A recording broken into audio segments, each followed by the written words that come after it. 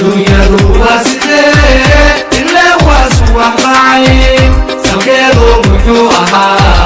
محابر لك أسوأ سلكيدو محوها محابر لك أسوأ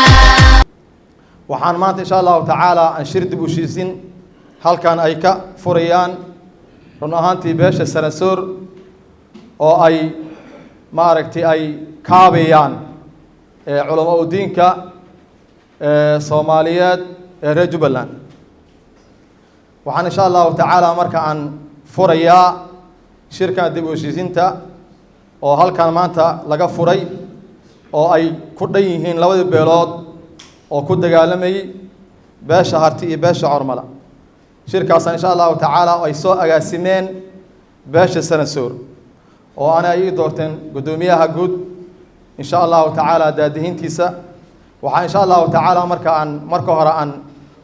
mar koowaad iyo mar labaad mar saddexaad aan idinku celinayaa idinku mahadnaqayaa ka soo qaybgalayaasha ku soo qaybsheen iyo qaabka u dhageysanaysiin iyo in insha Allah taala ay nooga dhamaata si wanaagsan oo Allah subhanahu wa ta'ala uu raali ka yahay qaabka hadda ay u socdaan insha Allah ta'ala aan wax u joojin hadoo Allah idmo waxaan marka insha Allah ta'ala aan rabaa in aan ka hadla dhowr nudqa ujeedada ama hadafka shirka insha Allah ta'ala waatan horena u sheegay awala marka hore waxaan leeyahay waa in la helaa nabad waarta lana joojiyaa dhiigga walaalaha ee macna darada ku daadanaya waa in wixii dhib ah oo dhacay looga wada hadla si qoto dheer isla markaana waafaqsan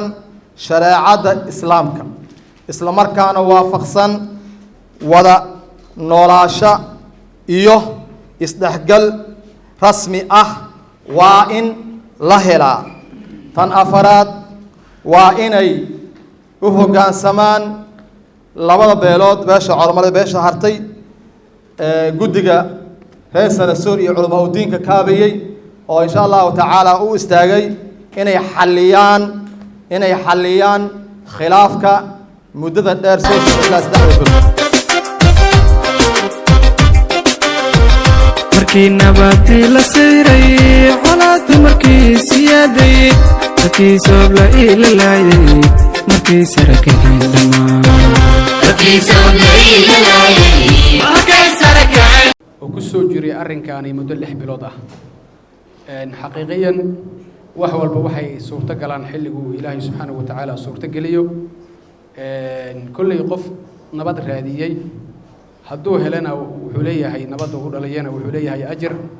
hadduu waayana ajir buu leeyahay kulli waxaan rajaynayaa ayaga markasta insha Allah ta'ala ajirkoodii ma dayacmin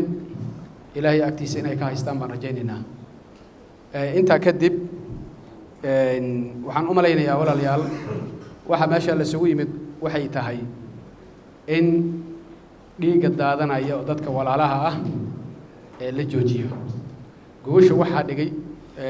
beesha Sanasoor hadafka ay u dhigtay waxay ahayd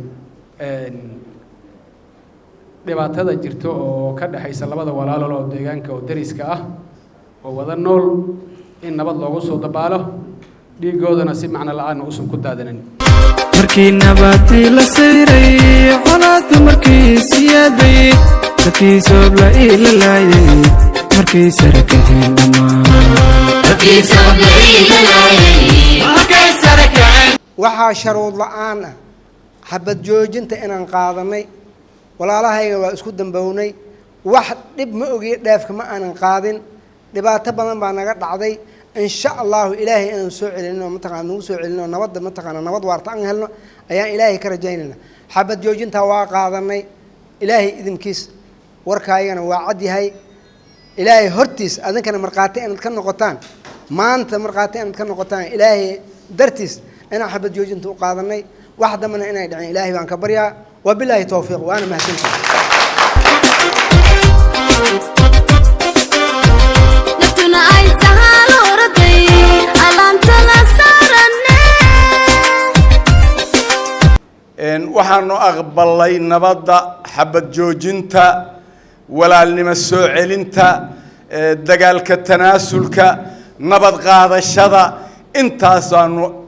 aqbalay haddaanu beesha hartinahay